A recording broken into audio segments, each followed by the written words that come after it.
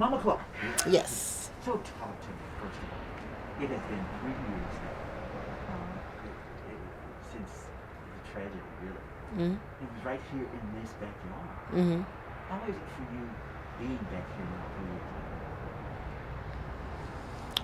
later? Now it offers kind of a place of peace or solace. It's tranquil. I don't know if you can see all that they've done back here. This is one of my peaceful colors. The that cut off. Sorry, you want to do it? That this color, the turquoise, the teal, is really calming for me. So 3 years later, for me to be back here, I don't look at that area. You know what I mean? I don't look. Usually I'll sit over there on the swinging chair. You know, or I just like sitting here because it's so pretty to me. So I just blocked that part out, really, honestly. Because I think that's the thing that struck the world and the nation's attention. That this was a young. He was knocking on the window, telling Papa to let him in because Papa, as you can see, is paralyzed. He has his legs cut off, and so when it's dark, he's either in the chair right there or in the bed, and he'll pop the garage door. That was the ritual up until the day Stephon was killed. That the kids would knock on the back window and say, "Open the door." It's Papa, let me in. And so, yeah, that ritual's definitely changed. I just honestly, Chris, I just don't focus on it. You know, the only time I feel safe or brave enough to talk about Stephon being dead is when I'm with the other mothers, really. Not even with my own family. Or I talk to about with my therapist or with the other mothers, only because I know they know how I feel, so I don't have to explain a lot. Because explaining it is what hurts the most for me. You know, explaining why my womb tightens up every time I think about him. You understand that it's not only a mental and emotional, it's a physical loss too. And so, that's what makes me such a unique griever, is that the ties that a mother and a child have physically. And when something happens to that child, we feel it physically too. And so, it's inexplicable. Well, and that's why here we are 3 years later. And I'm sure for you, it's something that still feels very fresh, very real. It happens every night, last night. Every day I wake up, it happened last night. Every day. That's the reality of it. And then I get up and I go to work and work with the fact of it every day. You know, but by the grace of God,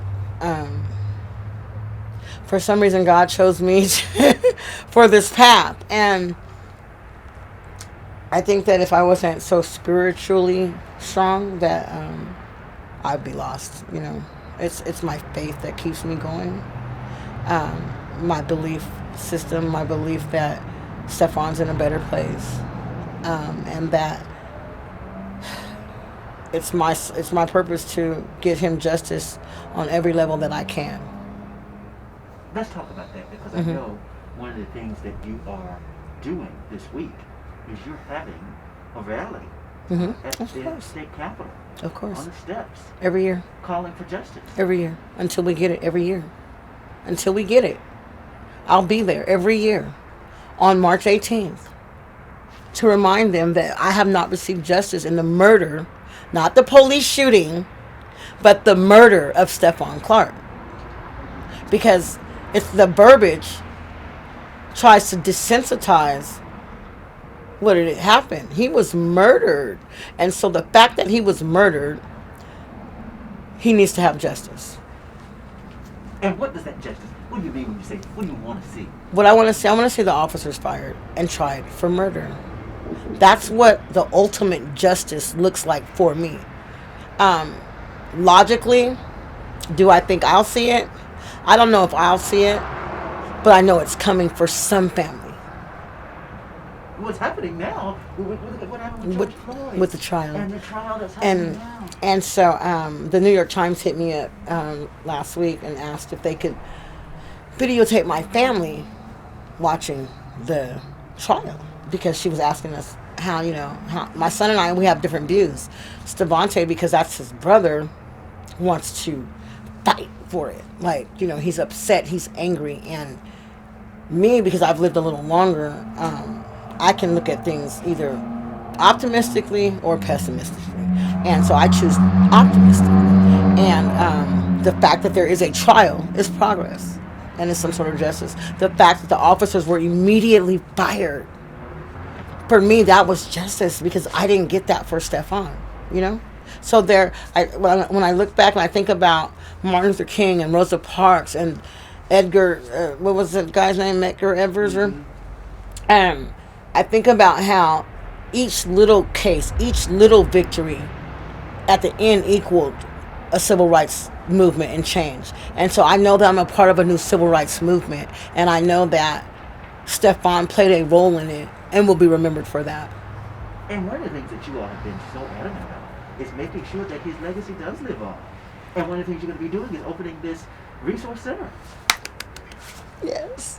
So, my son Stephon, yet again, he founded the I Am SAC Foundation, and when Stephon was first murdered, he always said, my brother deserves a resource center, a library, a museum. And people laughed at him like he was crazy for wanting those things. But look, we have those things. You understand that all it takes is the drive and the determination and the resilience. And we have that in the Clark family. The Clark family, we pride ourselves on those things. And so we have a 24-hour resource center opening up March 18th, offering programs of healing, offering recreational spaces, offering education, life skills, job training. We'll have the restoration team where we can put the youth to work if they want to work, and pay them in ways like studio time or gift cards. We're trying to help our people, because there were underlying factors that all of our communities face. All of our underserved, underrepresented communities face, that led up to Stephon being in my mom's backyard. And a lot of people don't like to talk about it, but I'm not afraid to talk about it, because until you address or acknowledge a problem, will you be able to find the solution for that problem. And so Stephon's baby mom had kicked him out, got mad, whatever, kicked him out. So he was back at grandma's house trying to get back in school, all this and that, where Stephon's house will be the place that they can run to. So they can get out of jail and go there. They can, their girlfriend or their mom can kick them out, and they can go there, and they can come up with a game plan. They can get some life skills. They can get some healing. They can unwind, but they can be safe somewhere. You wish that Stephon had a Stephon's house, if you will. Yeah, somewhere with a shuttle to come. I can call and say, I'm here and I need to be there, and we're gonna take that bus and go pick them up. So it's shuttle service as well. Yes. Mm-hmm. What does it mean to you that you're able to do something like this now? Because here, look, let's be real. Because there are those who will say, I don't know why they trying to build things in his name. He was no good. He was doing X, Y, and Z. He shouldn't have been X, Y, and Z. That was my baby. And if they try to say, they better not let me hear them. Number one, I'm going to just be so honest. Number two, we're not God. Who are we to judge anyone? Who are we to judge anyone on what they've done and what they haven't done? That's not my place. My place is to offer a solution if I have one for you. That's what we're about. That's what his legacy means. His legacy means no judgment, but support, help, understanding. Oh, that's powerful, man. Yeah. That's powerful. Thank you. You say that. You say, look, don't come at me with, you know what I mean? No, really. Talk to me about solutions. Talk to me about how we can make a creative, positive change for those in these communities, because I come from here and he came from here. And, I'm going to tell you this. I was at a Mardi Gras thing over at Louisiana Heaven for the Mardi Gras earlier, I think this month or last month. Close the door, please. I'm sorry. An elderly black man came up to me and he said, "You don't know me, Miss Clark?" He said, "But I'm going to tell you, I've been born and raised in Meadowview since before you were born. I'm 50. He said, "And when I came up, and as long as I was coming up until the day your son got killed, Meadowview was not the place to be from. It was not a good place." He said, "But since your son died, I'm proud to call Meadowview my home. Yeah, sorry. But you're saying the fight continues. And I know that Al Sharpton and Ben Crump are all still standing with the Yes. family. Yes. You were saying that there were some legal actions that you all were taking Yeah. before the pandemic hit. Mhm. Do you expect more legal action in the future? Yeah, I have a dream team to address the city of Sacramento, Daniel Hahn, Anne Marie Schubert, as well as officers Mercadale and Robinette. Yes. I know that. Okay, here's the thing. We took it all the way up to the federal, right? To where the federal attorney general came and met with my family, and along with the FBI here in Sacramento, met us at Bayside Church, downtown, Midtown, and explained to me with tears in his eyes, apologetically, that they were not going to prosecute the officers, not because they didn't think they were guilty, but because they didn't think the case was convictable. His exact words. So, what that says to me is that because you don't want to lose, or because you think that you stand the chance to not be able to prove this to a jury, that you're not going to prosecute that, that doesn't make sense to me. That's a cop-out, in my opinion. And I knew that it was a higher decision that came from because of how apologetic he was delivering it to me, which strengthened my belief in systemic racism, because up until that happened, I didn't believe in it. I'm going to just be honest. I didn't believe in systemic racism. I just thought that, you get out of life what you want. So, systemic racism is real. Blue versus all lives is real. I know now that it's not, even though it's more, it happens mostly with blacks or browns. It happens in all races when it comes to the police, their training, and how they value the lives of citizens, period. Citizens from different races, from different areas, from different classes. So you're saying this is not just a black and white issue? No, one of the officers who killed Stephon was black. And he's the most unapologetic one. He's the one, when I watched the videos, he's the one that was doing the most lying. He's the one that didn't feel bad at all. He's the one that's still patrolling the streets. Okay?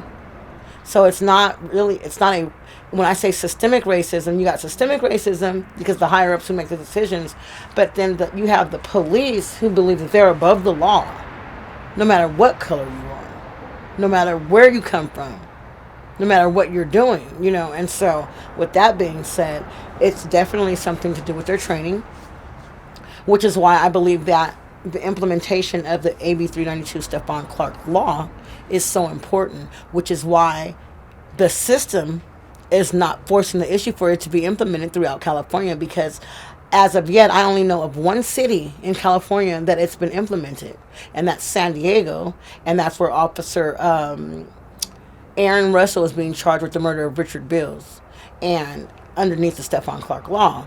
But of course, Richard Bills is white. So that's where the systemic racism comes into it at. You understand what I'm saying? So